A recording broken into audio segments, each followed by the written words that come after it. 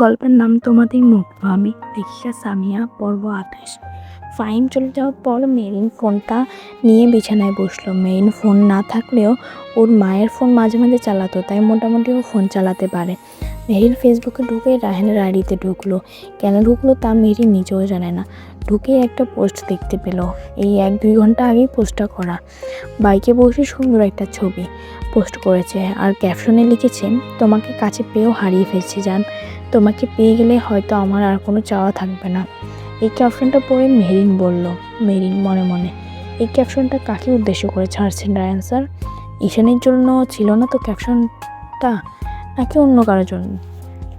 এই ভাবতে ভাবতে মেরিন আবারও বলল, মেরিন, যার জন্যই দেখ না কেন, আমার কী কথায়। এই বলে মেরিন আইডি থেকে বের হয়ে গেল। কিছুক্ষণ একটু ফেসবুক দেখলো, তারপর ফোনটা রেখে দিয়ে ঈশার নামাজ পড়তে চলে গেল।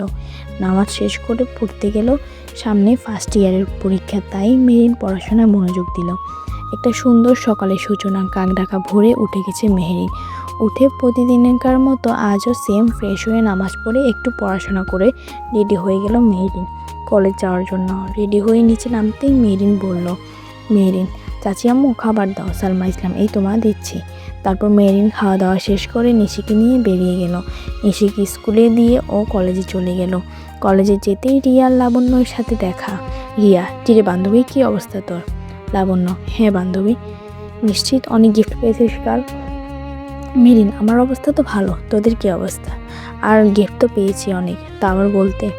লাবণ্য, তাই নাকি ভাই, তোরে কপার।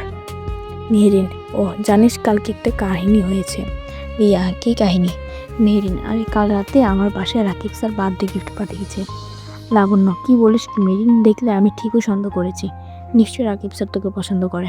রিয়া, আসলেই লাবণ্য ঠিকই বলেছে রে। কী গিফট দিছে তোরা?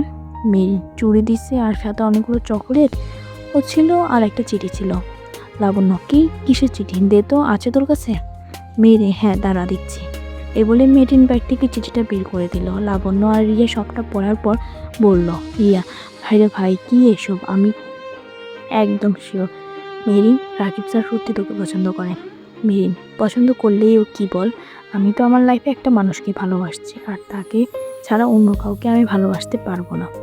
লাবণ্য, সেটা তো আমরা জানি, কিন্তু রাকিব স্যার তো জানে না। মেরিন, মেরিন, জানে না তো কী হয়েছে, একসময় ঠিক জেনে যাবে। রিয়া, হ্যাঁ এটা ঠিক বলছিস, আচ্ছা চল এখন ক্লাসে। এই বলে সবাই ক্লাসে চলে গেল। তারপর অন্যদিকে রায়হানও ঢাকাতে চলে গেল। ওইখানে ওর বাবার ব্যবসায়ী কিছু কাজে বাকি ছিল, তার জন্য রায়হান ঢাকায় চলে গেছে। কিন্তু সে মেরিনের খবর সব পাচ্ছে, কারণ রায়হানের লোকেরা মেরিনের উপর নজর রাখছে সবসময়। রায়হান যখন কুমিল্লা থাকে, বাহিরে কোথাও যায় কাজে, তখনই মেরিনের যেন কোনো ক্ষতি না হয় তার জন্য সব সময় লোক রাখে। আর এমনিতে রায়হান কুমিল্লায় থাকলে আর কারো দরকার পড়ে না, ও নিজে মেরিনের খেয়াল রাখে। মেরিন আর তার বান্ধবীরা ক্লাস শেষ করে নিচে নামলো।